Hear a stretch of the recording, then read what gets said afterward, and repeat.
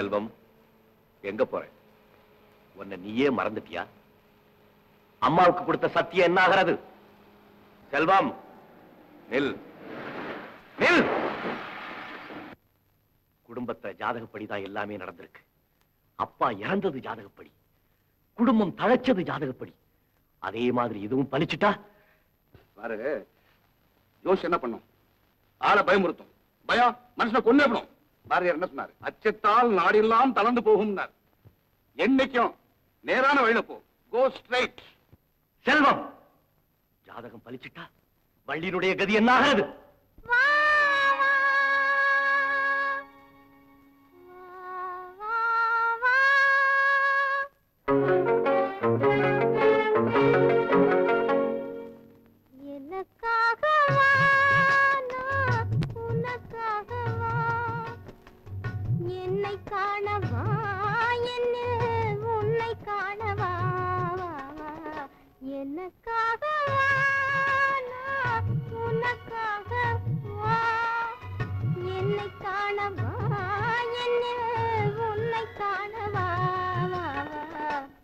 எனக்காகவா நான் உனக்காகவா, என்னை காணவா என்னில் உன்னை காணவா, எனக்காகவா நான் உனக்காகவா.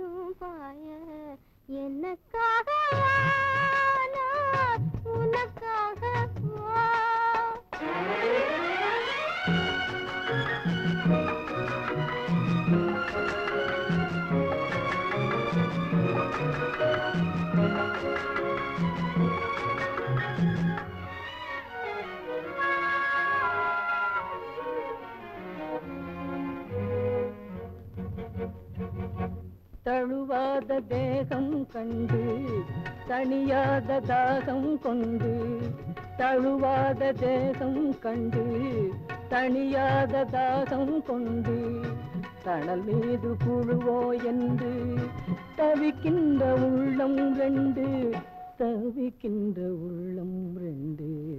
எனக்காகவா நான் உனக்காகவா.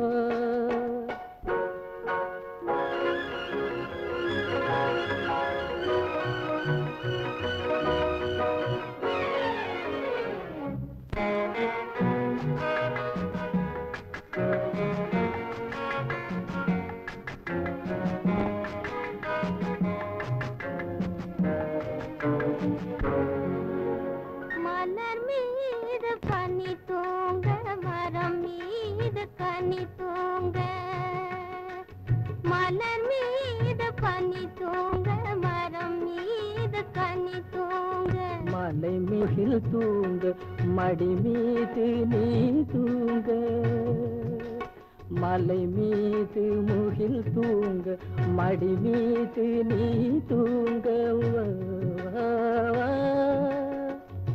நீராட நதியாயில்லை, நிழல் தேட இடமாயில்லை, பசியார உணவாயில்லை, பகிர்ந்துண்ண துணையாயில்லை. எனக்காகவா நான் உனக்காகவா, என்னை காணவா என்னில் உன்னை காணவா, எனக்காகவா நான் உனக்காகவா.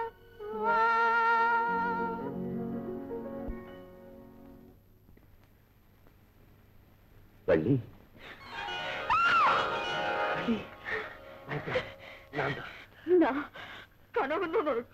கனவில்லை வள்ளி, கனவில்லை. என் ஆட்டி படைக்கிற அதே உணர்ச்சி தான் உன்னையும் ஆட்டி படைக்குது. என் இதயத்தை கிளறிவிட்ட அதே இனிய பாடல் தான் உன்னுடைய இதயத்தையும் கிளறிவிட்டு இருக்கு. என்னை எரிக்கிற அதே நெருப்பு தான் உன்னையும் சுட்டரிக்குது. என் ஜாதகம் ஜாதகம் நமக்கு சாதகமா தான் இருக்கும். இருக்கும். ஒரு வருஷம் வரையிலும் பொறுத்திருந்தா. ஒரு வருஷம் வண்டி, நீ வீட்டுக்குள்ளேயே இருக்கிறவா, நான் வெளியில எல்லாம் போயிட்டு வரவேன். ஜாதகத்தை பத்தி பல கதைகள் கேள்விப்பட்டிருக்கேன். ஜாதகத்தையே நம்பி வாழ்ந்தவங்களை விட அதையே நம்பி நம்பி கெட்டவங்க தான் அதிகம். வள்ளி, எதையுமே நம்புறவங்களுக்கு தாங்க பலன் கிடைக்கும். தெய்வம் கூட தன்னை நம்புறவங்களுக்கு தான் நல்லது செய்யுது. அதே தெய்வத்தை நம்பிதானே நான் உனக்கு தாலி கட்டினேன். அதெல்லாம் சொல்லாத, நான் சொல்றதை கேள்.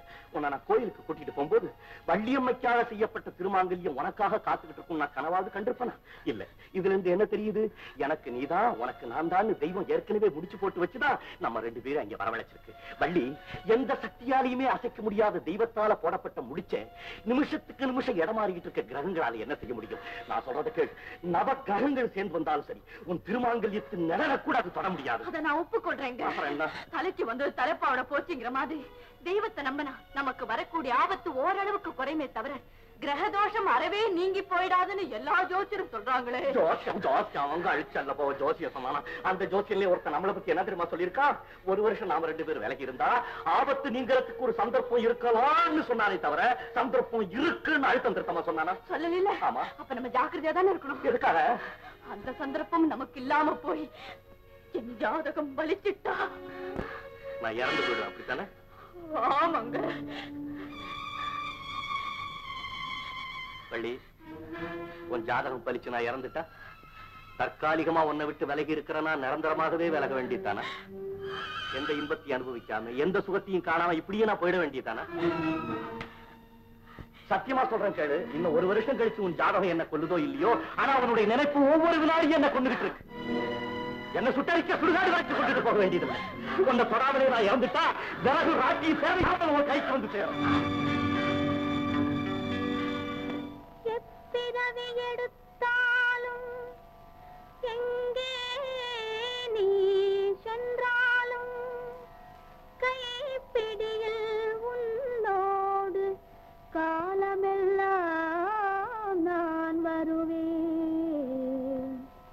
காலமெல்லாம் நான் வருவேன்.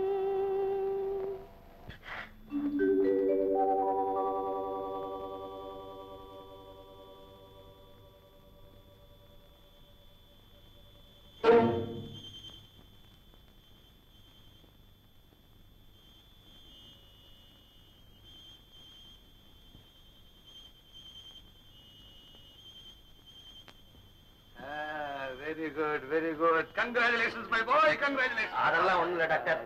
I know everything. Everything. என்ன ஒண்ணும் இல்ல, குங்குமம். டாக்டர், எங்க அம்மா கிட்ட சொல்லி பயப்படாத. வயிற்று என்ன சொல்லிருமா? ஒரு மனுஷன் எவ்வளவு ஹாப்பியா இருக்கானோ அவ்வளவு ஆயுள் நீடிக்குமா அப்படின்னு வயிற்று சொல்லுது. இப்ப நீ ஹாப்பியா இருக்கல? இல்ல டாக்டர், சங்கடமா இருக்கு. ஏன்டா இப்படி அதை பத்தி நீ ஏன் வரி பண்ணிக்கிற? டாக்டர், என் ஜாதகம் டோன்ட் வரி போட்டு அதுக்கும் சேர்த்து மறந்துடுறேன். இல்ல டாக்டர், இனிமே என் ஜாதகமே உங்ககிட்ட தான் இருக்கு. இனிமே உன் ஜாதகம் மட்டும் இல்ல, உன் வைஃப் ஜாதகம் கூட என் கையில தான் இருக்கு. எங்க அம்மா யாருக்குமே தெரியும். நீ வா. அம்மா கிட்ட சொல்லிருக்கீங்க. Please don't worry. I am 24 hours with you. Doctor, be happy. Get in.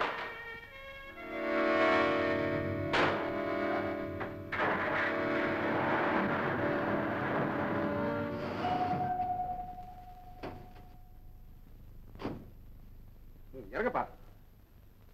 பயமா இருக்கு. நான் என்ன இருக்கேன் பக்கத்துல. இறங்கு. எங்க அம்மா கிட்ட சொல்லிருக்கேன். ஐயோ, அதெல்லாம் நான் பாத்துக்கிறேன். சும்மா பாப்பா.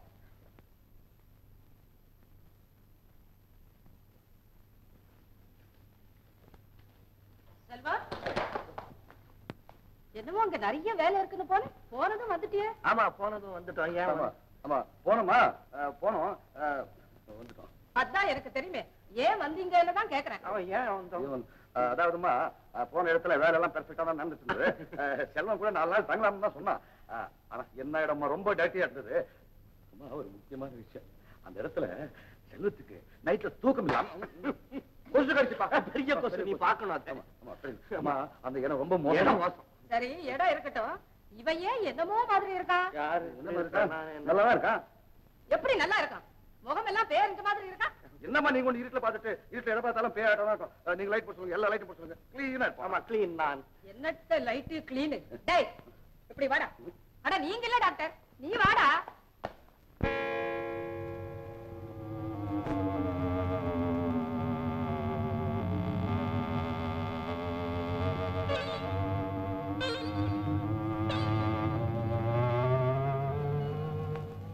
ஏன் உங்க அம்மாவை கடந்த பேச்ச மாதிரி என்ன டாக்டர் அம்மா கிட்ட பயப்படாம எப்படி இருக்கு? தப்பு பண்ணிட்டு வந்துட்டு அப்புறம் அவ்வளவு தைரியம் இல்லாம ஏன் அந்த காரணத்தை செஞ்சீங்க? டாக்டர் நான் என்ன உன்ன மாதிரி கிழவனா? வாலிபன், அதான் தப்பு. வாலிபன் தானே? அந்த தைரியத்துல நில்லு. அம்மா கிட்ட தைரியமா எப்படி இருக்கிறது? ஆமா, என்னதான் கேள்வி கேட்டாங்க, நான் தான் தான் முடிச்சேன். உங்களை கேள்வி கேட்டோன்னு ஏற்கனவே சும்மா இருப்பா. உங்க மேல சாதாரண கேள்வி கேட்டாங்க, வக்கீல் மேல மடக்கி விட்டாங்க.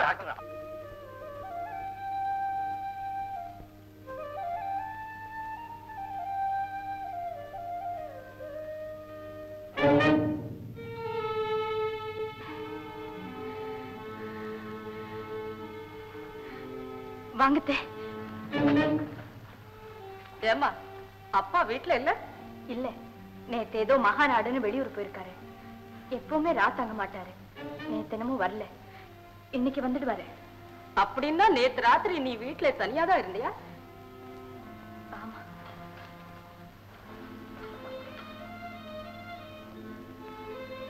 சரிம்மா, அப்பாதான் அடிக்கடி வெளியூருக்கு போயிடுறாரு. நீ ஏன் இங்க தனியா இருக்கணும்? வா, நம்ம வீட்டுக்கே போயிடலாம். இன்னைக்கே வா. இப்பவே புறப்படுமா?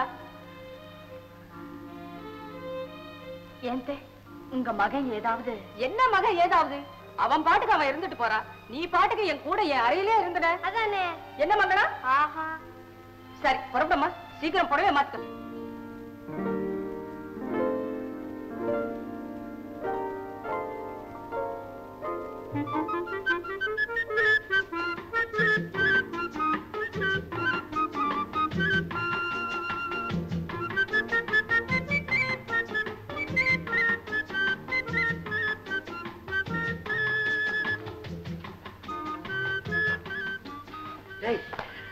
அம்மா உங்ககிட்ட ஏதாவது கேட்டாங்களா? இல்லையே. உங்ககிட்ட ஏதாவது கேட்டாங்களா?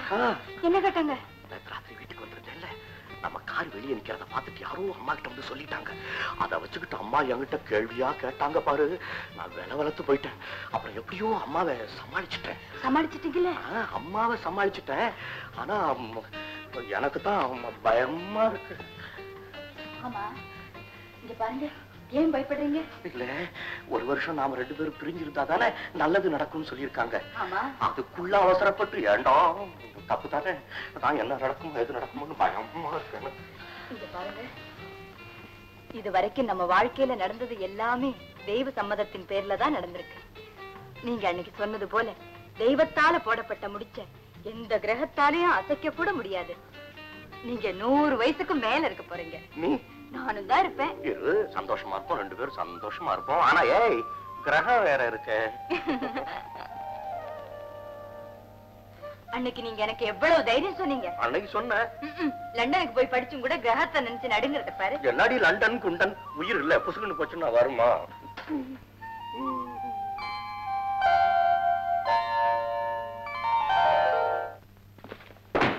என்னம்மா இது? நீ ரொம்ப மோசம்ப்பா. ஏம்மா? உங்க மேல எனக்கு கோவமா வருது. ஏன் எதுக்கு? நீங்க ரொம்ப பொய் சொல்றீங்க. யாருன்னா? ஆமா, அத்தான் கட்டி இருக்கிற பொண்ணை பத்தி நீங்க என்கிட்ட என்ன சொன்னீங்க? என்ன சொன்னேன்? அவளுக்கு காக்கா வலிப்பு, யாரும் இல்லாத நேரம் பார்த்து அத்தான் கழுத்தை நெரிச்சு கொல்ல வர்றா அப்படின்னு சொன்னீங்களே, அது பொய் தானே? இந்த பாருமா, அந்த பொண்ணு ஜாதகப்படி உங்க அத்தான் உயிருக்கு ஆபத்து இருக்கிறது உண்மை. அத உனக்கு விளக்கமா சொல்லாம உனக்கு புரிய முடியாது சுருக்கமா சொன்னேன். போதுப்பா. அந்த அக்கா எவ்வளவு நல்ல அக்கா. அத்தான் கிட்ட எவ்வளவு பிரியமா பேசு தெரியுமா? பெத்த அம்மா மாதிரி பேசுதுப்பா. நீங்க அத தள்ளி வச்சுட்டு என்ன கல்யாணம் பண்ணி வைக்க நினைச்சீங்களே, அப்படி எல்லாம் நினைக்காதீங்கப்பா. தப்பு.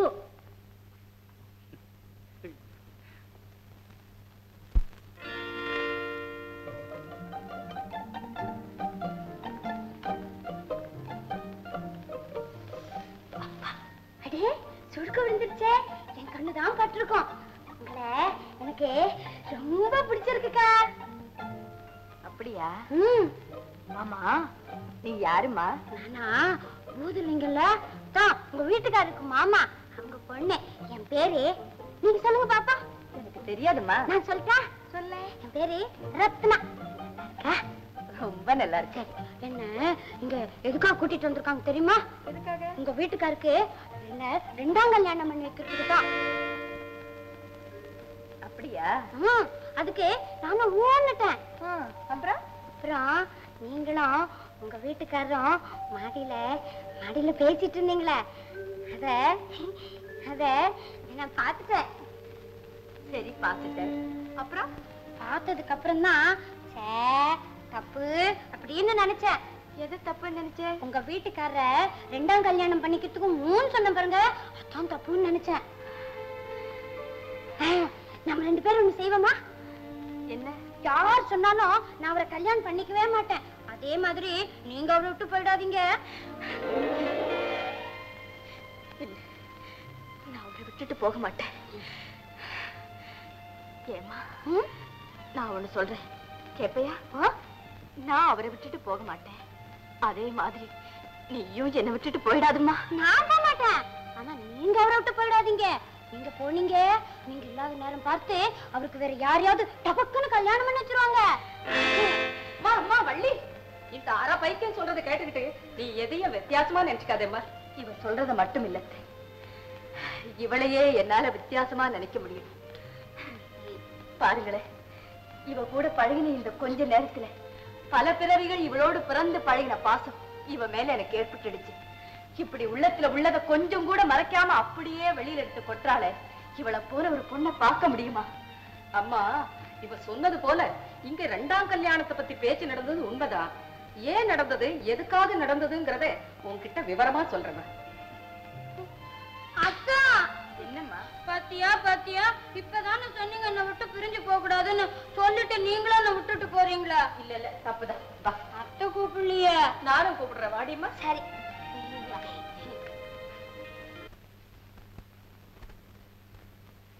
இப்படி உட்காரம்மா, வா.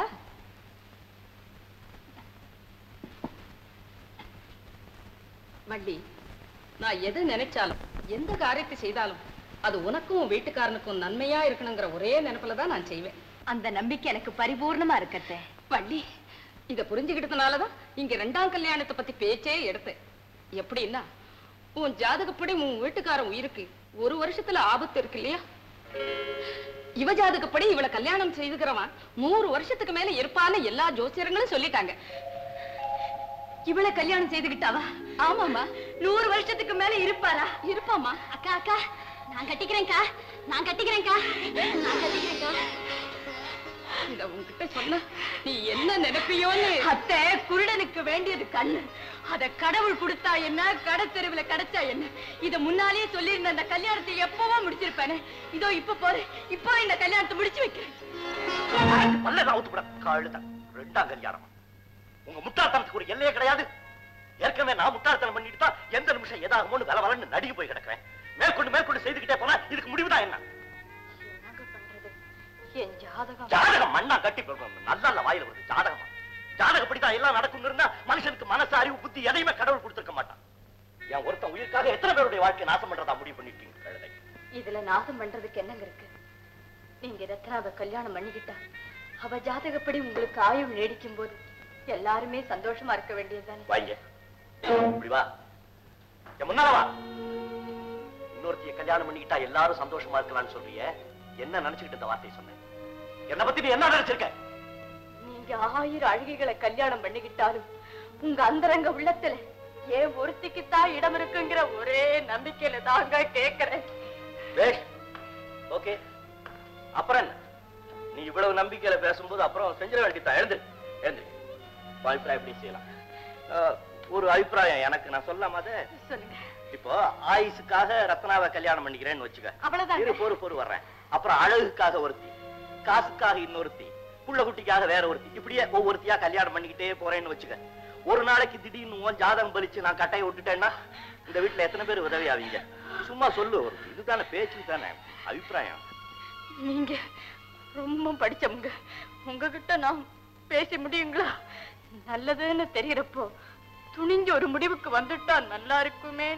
நான் முடிவுக்கு வந்துட்டேன், அன்னைக்கே முடிவுக்கு வந்துட்டேன். என்னங்க? இனிமே இந்த வீட்டுல யாராவது என் 2ஆம் கல்யாணத்தை பத்தி பேசுனீங்கன்னா அன்னைக்கே முதல் கல்யாணத்தை விவாகரத்து பண்றதா முடிவு பண்ணிட்டேன். பதில் சொல்லு.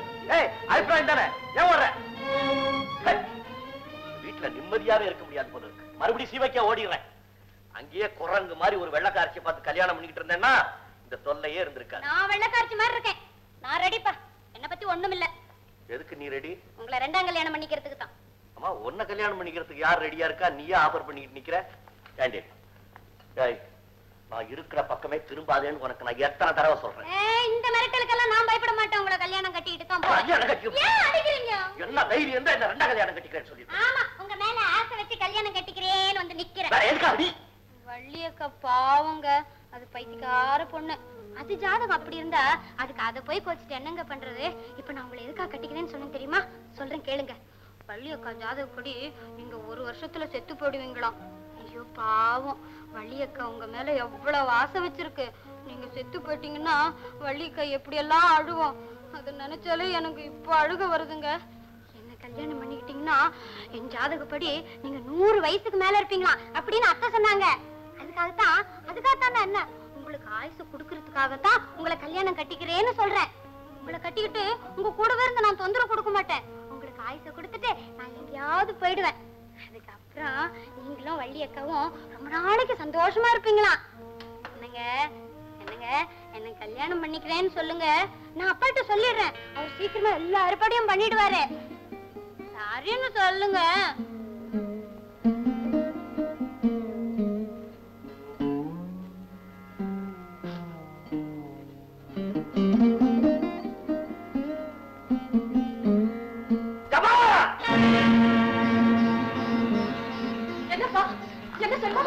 என்னம்மா இது?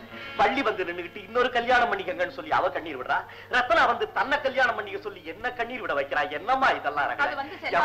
அம்மா 1 வருஷம் முடிய இன்னும் கொஞ்ச நாள் தானமா இருக்கு. அது வரைக்கும் பேசாம இரேன். அதுக்கப்புறம் எனக்கு கல்யாணம் பண்றதா கருவாதி பண்றதான்னு முடிவு பண்ண. அக்கா நான் அப்பவே சொன்னேன் கேட்டியா? வேண்டாங்கிற பிள்ளை வலுக்கட்டாயம் பண்ணி ஏன் இப்படி எல்லாரும் கெட்ட பேர் உண்டாக்குற? இதோட விட்டுரு. ஐயோ ஐயோ, இந்த வீட்டுல எல்லாம் பைத்தியங்களாவே இருக்கு.